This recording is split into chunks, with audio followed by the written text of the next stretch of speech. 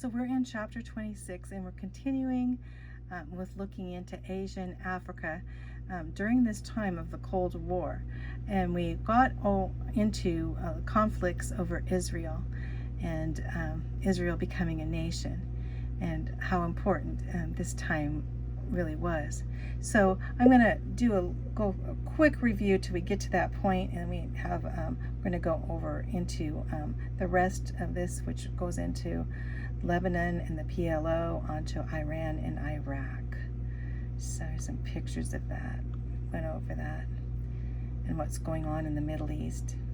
The Balfour Declaration, as you recalled, that was the first signs of Israel possibly being able to become a nation and living in Palestine, when the Balfour Declaration supported the national Jewish homeland, and so many Jews went back to Palestine even during that time before the war.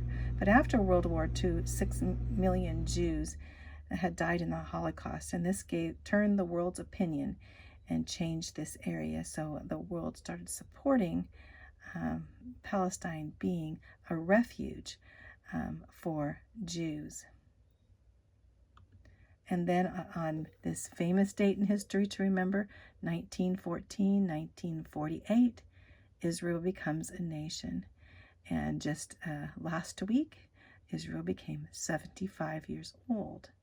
And so miraculously, and I went over all the miracles in that last video, but so many miracles that are recorded and that are unrecorded, things as voices coming from a radio and telling them not to retreat, and onto the airplanes, their airplanes being so outnumbered, and them with the preemptive strike, and just how could so few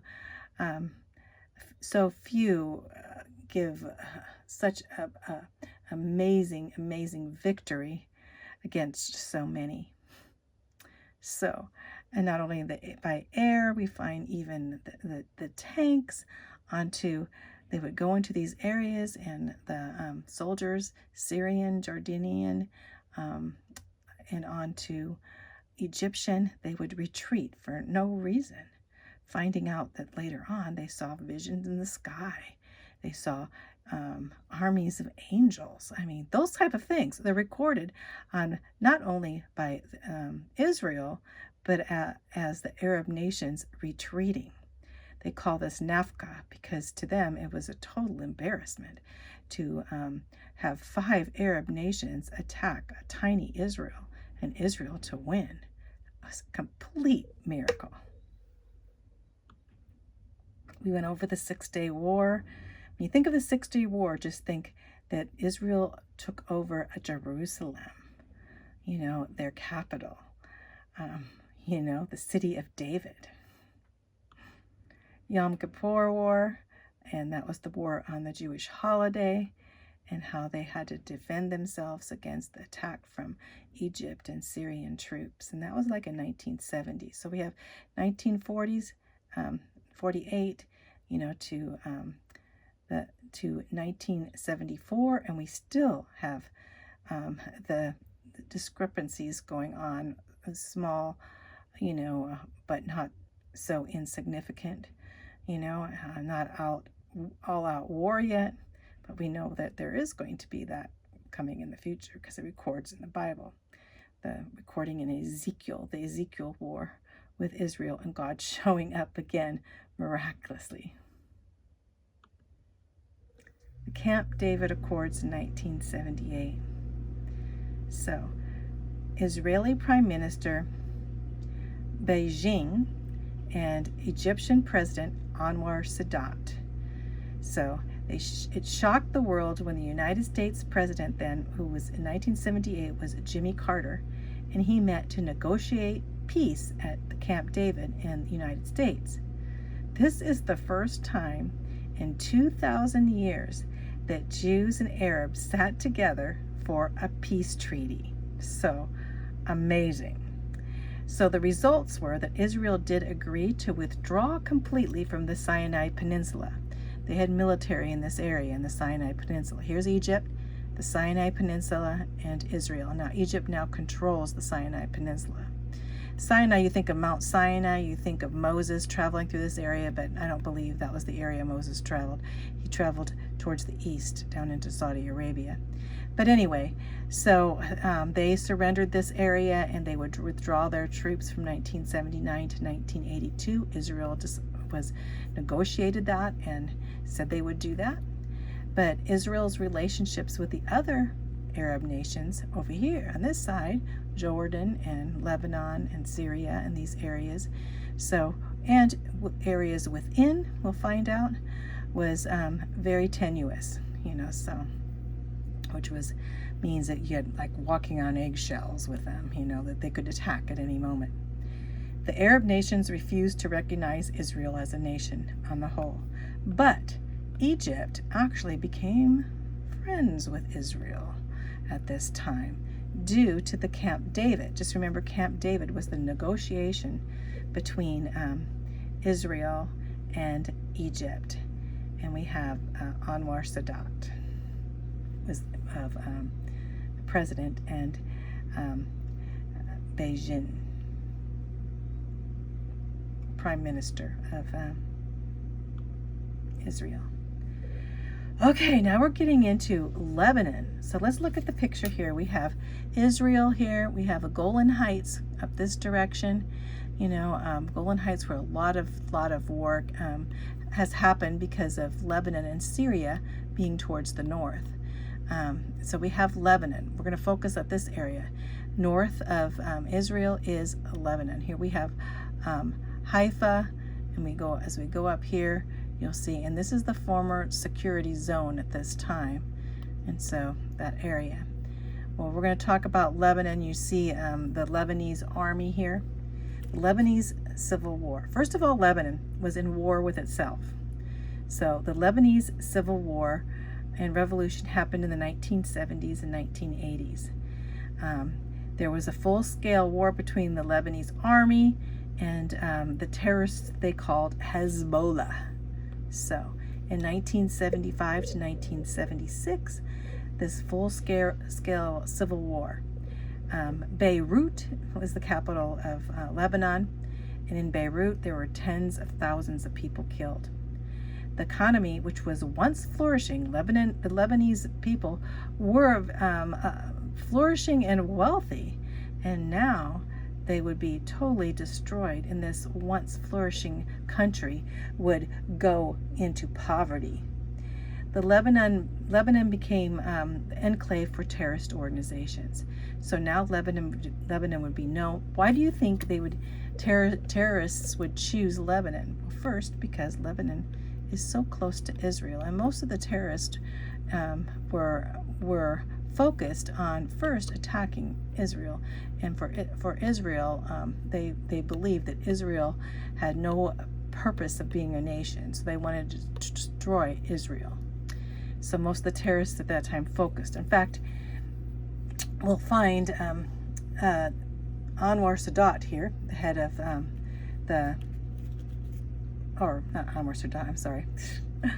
Yasser Arafat was the leader of the Hamas. I was thinking of Sadat with Egypt. Now we have Yasser Arafat. So Lebanon became known for this Palestinian Liberation Organization that developed and came down from Lebanon, but actually focused inside of Israel too, with the Palestinians. They called themselves the Palestinian Liberation Organization. Palestinian, remember, is a name named Philistine, enemies of Israel. Called themselves the PLO. Just remember that the PLO is a terrorist organization. And Yasser Arafat, the leader of the Hamas is the PLO. So he says, peace for us means the destruction of Israel. We are preparing for an all-out war, a war which will last for generations. So the PLO was willing to fight however long it would take to get rid of Israel. The goal was to make Israel a Palestinian state through terror and force. In 1969, the PLO raids against the Israel targets from the bases in South Lebanon. So they come up to South Lebanon and target the bases in Israel here. The Syrians up this direction, and the Soviet Union entered the conflict to help them in 1976. To help who? To help the PLO. All-out Israeli invasion of Lebanon happened in 1982 against the PLO and the Syrian forces. So now we have a constant war-type state going on against terrorism that's happening in Israel. And that PLO and terrorism goes on to this day. And so now we have another nation, nation of Islam, type Persian, actually, not Arab, but Persian, a revolution in Iran. Mohammad Reza Shah Pahlavi was an anti-communist leader. They called him the Shah. So here's a picture of the Shah right here. So, and he was anti-communist, so he was an ally of the United States. And the U.S. had provided weapons against the Soviets, and Iraq had provided weapons to the Shah. Well, now they have in Iran basically another civil war, a conflict going on right in between the Iranians in the midst. And we have Ayatollah, this is how you say Ayatollah Khomeini, that's what I call him, Ruhollah Khomeini. He was a Muslim communist dictator. In 1979, he overthrew the Shah, the anti-communist leader, was overthrown by the Ayatollah, and the combined Muslim radicals and terrorists combined together to get rid of the conservativeness that was going on, the Western culture that was happening in Iran. President Carter was president then. Of course, he was Carter, and his administration failed to come to the Shah's aid. So the Shah was deposed, right? This is happening in Iran. So now hostages, they would take hostages. So on November 3rd, 1979, Iranian rebel force under Khomeini, remember the Ayatollah Khomeini, took over now Iran's totalitarian Muslim leader. So they took over and he became now that dictator. So Ayatollah Khomeini is the dictator of Iran. They captured the United States Embassy in Tehran and took 63 hostages. So this is horrific. They took 63 American hostages, right? And they did not release them until 1981 after the election of where President Ronald Reagan would become president. So what happened? Basically, Jimmy Carter, he did nothing about this. He was afraid to do it and to get involved in this whole situation. And people were just flabbergasted that he wouldn't. Here we had 63 American hostages in Iran. So Ronald Reagan, when he became president, he promised that he would get them back right away. So as soon as he became president, they let the hostages go because they knew that President Ronald Reagan was not just fooling them, that he would attack them. So they let the hostages go. So how horrible for that long a period. Can you think of yourself being hostage under this type of situation, unstable government with Muslim, especially if you're a Christian, So anyway, let's go from there. The Iran and Iraq war. So we're not focusing on Israel right now. we're not focusing on the United States, but we're focusing on Iran and Iraq. Both of them were Muslim countries. Islam means Muslim. So Ayatollah Khomeini, we talked about him, and his type of Muslim was Shiites. They considered themselves Shiite Muslims, and they condemned some of the modern Muslims that were in the West, and they were a lot of Sunni. So you have the Sunni Muslims versus the Shia Muslims. Islam, they're both Islam, both believed in Muhammad and all of this, but they were two different sects of Islam. Sunni,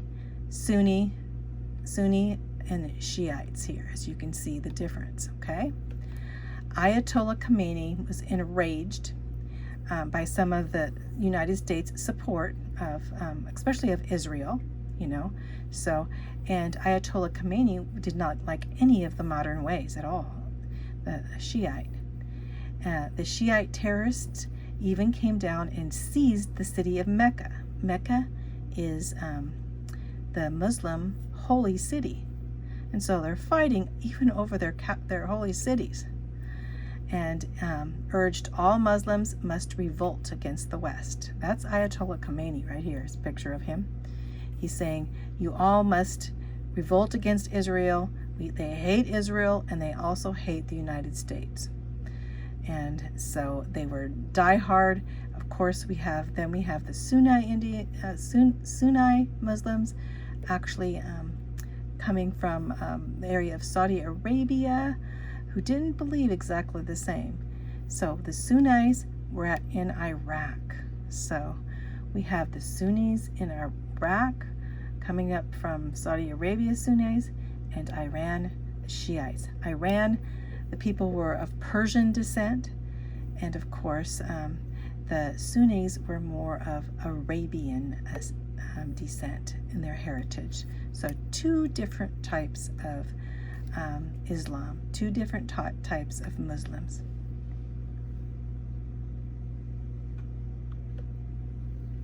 This was a very bloody war between Iran and Iraq. Iran being Shiite and Iraq being Sunni, right? Between 1980 and 1988. For 8 years they fought.